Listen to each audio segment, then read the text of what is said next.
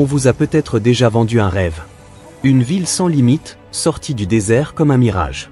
Une cité de verre, d'acier et de lumière, symbole de modernité et de réussite.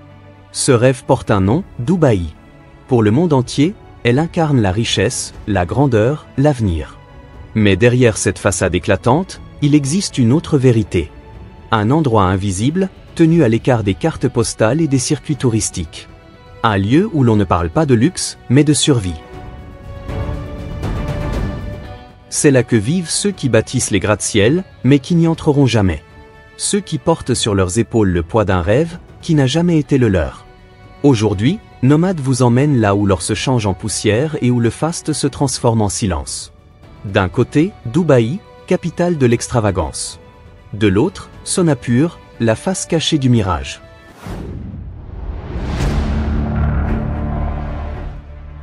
Dubaï est situé sur la côte sud-est du golfe Persique, en plein cœur du désert d'Arabie.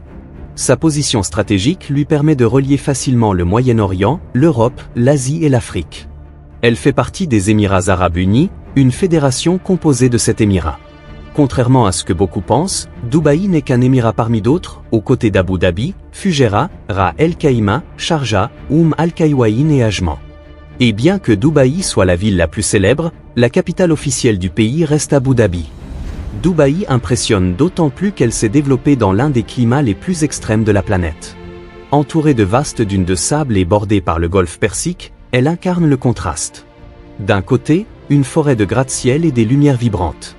De l'autre, l'immensité aride et silencieuse du désert. Et pourtant, derrière l'image de sable et de soleil, Dubaï surprend par la diversité de ses paysages. Cette ville, aujourd'hui synonyme de richesse et de modernité, a pourtant commencé de manière bien différente. Au début du XXe siècle, Dubaï n'était qu'un modeste village de pêcheurs.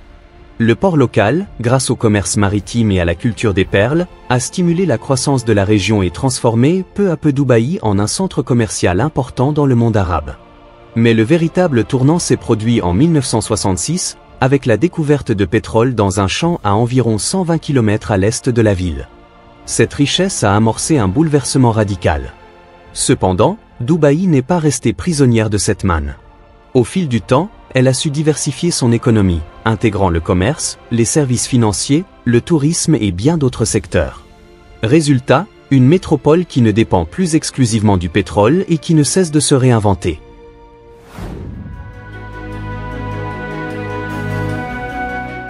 Malgré les sommes colossales investies pour transformer la ville, Dubaï a souvent privilégié les changements visibles au détriment des réformes structurelles.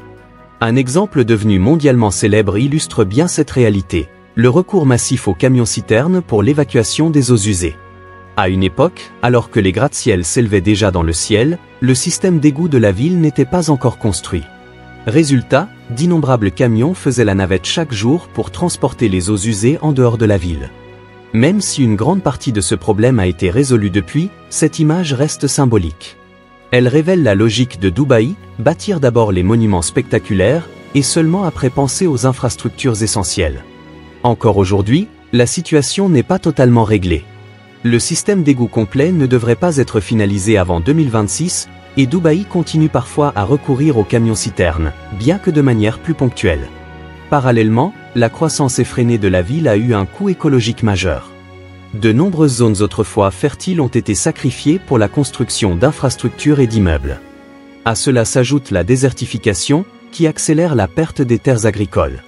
Entre 2002 et 2018, Dubaï a perdu près de 56% de ses terres arables ou plus de la moitié en seulement 16 ans.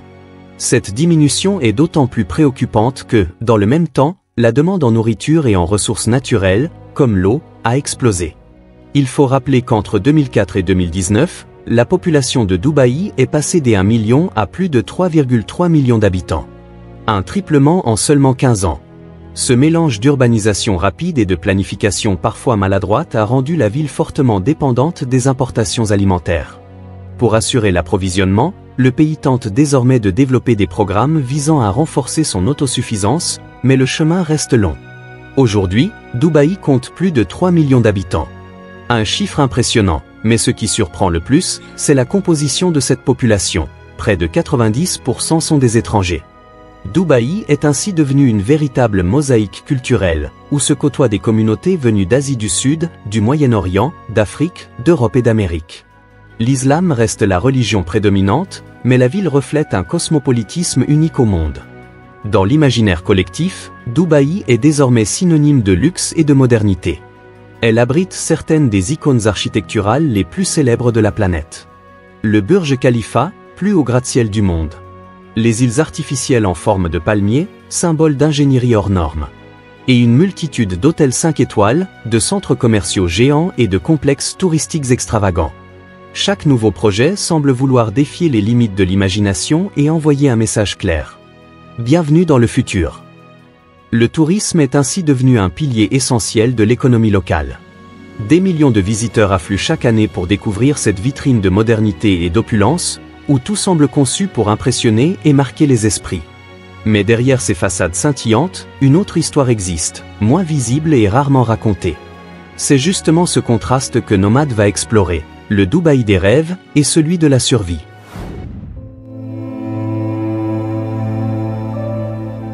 Sonapur et les travailleurs migrants. Si Dubaï brille aux yeux du monde, une autre réalité, beaucoup plus sombre, se cache à ses marges. Un lieu dont peu de touristes entendent parler, Sonapur. Pour les visiteurs, ce nom n'évoque rien.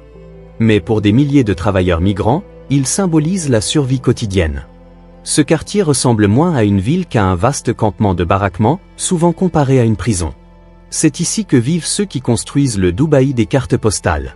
Les gratte-ciels étincelants, les centres commerciaux monumentaux, les infrastructures futuristes. Mais eux-mêmes ne goûtent à aucun de ces luxes. Au lieu des paillettes des réseaux sociaux, ils habitent dans des cabanes exiguës, sans confort, où tout est partagé. Les chambres, les cuisines, les sanitaires, et même le poids d'une routine écrasante.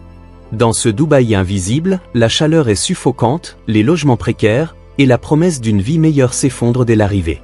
Car la majorité de ces travailleurs migrants, originaires d'Inde, du Pakistan, du Bangladesh ou des Philippines, ont été attirés par des promesses alléchantes, logement, nourriture, transport, assurance médicale. Mais à l'atterrissage, la réalité les frappe de plein fouet. Leurs passeports sont confisqués par leurs employeurs. Ils sont envoyés directement dans des camps surpeuplés. Ils se retrouvent isolés, sans possibilité de repartir.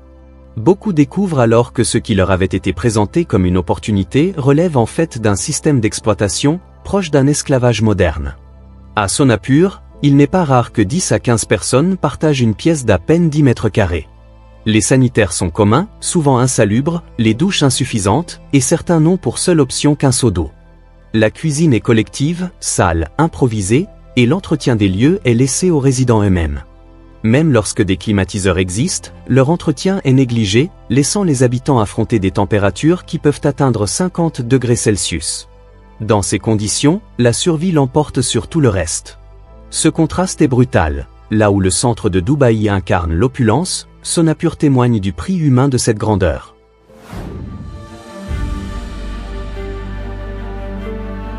Pourquoi ces travailleurs acceptent-ils de vivre dans de telles conditions? La réponse est complexe, mais elle repose sur un espoir, envoyer de l'argent à leurs familles restées au pays. Beaucoup viennent à Dubaï avec un rêve. Financer les études de leurs enfants, améliorer les conditions de vie de leurs proches, offrir un avenir meilleur. Mais ce rêve se brise rapidement face à la réalité économique. Prenons un exemple. Le salaire moyen d'un agent d'entretien à Dubaï est d'environ 800 dirhams par mois, près de 200 $. Sur cette somme, plus de la moitié est envoyée à la famille, et le reste doit couvrir nourriture, transport et dépenses quotidiennes. Le problème, c'est que le coût de la vie à Dubaï est exorbitant. Un petit studio ou l'équivalent d'un appartement d'une seule pièce se loue entre 1500 et 4000 dirhams par mois, soit 2 à 5 fois le salaire mensuel d'un travailleur. La seule solution est donc le partage. En moyenne, un travailleur vit dans une chambre avec 5 à 10 autres personnes, afin de réduire les dépenses au strict minimum. Nourriture, vêtements, transport, tout est calculé à l'économie. Le quotidien est épuisant. Les journées de travail s'enchaînent, longues, souvent sans repos, avec des conditions d'hygiène déplorables. Les travailleurs n'ont parfois même pas accès à une douche décente. Et le plus tragique, c'est que certains ne sont même pas payés. Il n'est pas rare de voir des ouvriers brandir des pancartes, implorant leurs employeurs de leur verser leurs dûs pour pouvoir rentrer chez eux. Ainsi, ce qui était censé être un tremplin devient une prison économique. L'espoir de prospérité se transforme en une lutte incessante pour survivre, et beaucoup tombent dans un cycle sans fin, pauvreté, dette, épuisement. Dans cette spirale, même la dignité finit par s'éroder.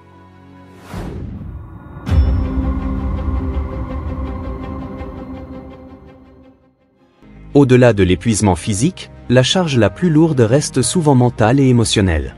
Ces travailleurs arrivent à Dubaï avec des rêves, de l'énergie, la conviction qu'ils pourront offrir une vie meilleure à leur famille. Mais au fil des mois et des années, la réalité les rattrape. Journées interminables, isolement forcé, promesses non tenues. La distance n'est pas seulement géographique, elle devient aussi émotionnelle. Vivre loin de ses proches, dans des conditions précaires et humiliantes, ronge le moral et détruit l'espoir. Peu à peu, beaucoup sombrent dans un état d'apathie, où chaque jour ressemble au précédent. La routine écrasante efface les couleurs de la vie. Ce qui apparaissait au départ comme un nouveau départ se transforme en ombre suffocante. La solitude est constante. Le vide est immense. Et pour certains, le poids devient si insupportable que la vie elle-même perd son sens. Pendant que les vitrines de Dubaï continuent de briller aux voitures plaquées or, demeures extravagantes, hôtels luxueux, une grande partie de ceux qui construisent cette opulence s'enfoncent dans une existence marquée par la souffrance silencieuse. Cette fracture révèle une vérité brutale. Le luxe de quelques-uns repose sur le sacrifice de beaucoup.